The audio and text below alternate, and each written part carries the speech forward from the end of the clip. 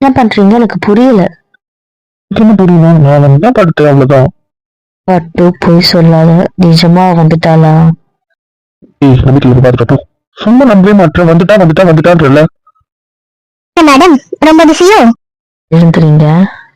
எல்லாம் முடியாது கொண்டாட்டி முடியவே முடியாது. என்னம்மா பண்ற?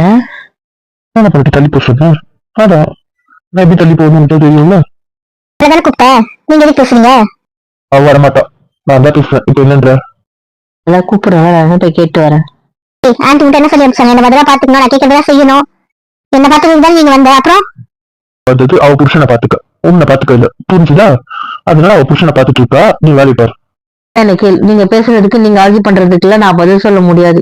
அவ்வளவுதான், நீ ஞாபகம் வச்சுக்கோ. அங்க நீ காலிமா காலி. எதுக்கு உங்களுக்கு இருக்கு எனக்கு புரியல. நீ சொல்லாம எந்த விஷயமும் நடக்கல. என்ன நடிக்காத, எல்லாத்துக்கும் நீ தானே பிளானு தெரியுது. பாத்தீங்களா பேசிட்டு இருக்கேன், இதுக்கு மடி வந்து தள்ளி விட்ட. பதில் சொல்லி மடிக்கு வந்தே தீருவேன்.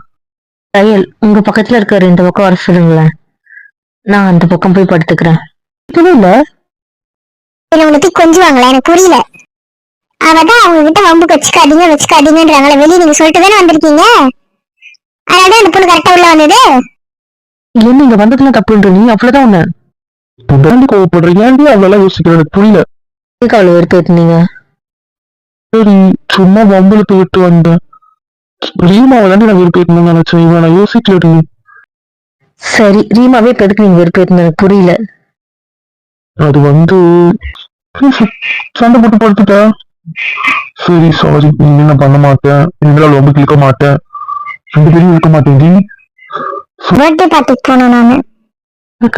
என்ன birthday party? Business partner family தான். நான் திவ்யா கூட்டு போவா? வேண்டாம், நீ மட்டும் போனியா வா. இதுக்கு அவ்வளவு. அப்ப நான் இல்லாம இங்க எங்கேயும் போக கூடாது, அவ்வளவுதான். டாட். புரியுதா?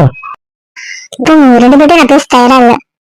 இவங்கள இன்னும் நம்ம திட்டுவாங்களாம், இவங்க டிவி வாங்கலாம். ஆனா கல்வி நீ அனுப்ப மாட்டேன். அதனாலதான் அதை நானே சொல்லிட்டேன், அவ்வளவுதான். நீ பொண்டாட்டியோட டைம் ஸ்பெண்ட் பண்ணணும், அவ்வளவுதான். இப்போ நீ பேசுறத கண்டிப்பா தூக்கம் வரும். எனக்கு என்ன காலையில எங்க இப்படி மாறிட்ட? எனக்கு அந்த திவ்யா தாண்டி வேணும். வாடி. என் பண்ணிட்டு சண்டை போட்டு தூங்கிட்டாலே, எனக்கு சமாதானம் கூட படுத்தல. அப்புறம் எனக்கு எப்படி தூக்கம் வரும்? வேலை வலிக்குது, என்ன பண்ணிட்டோம்?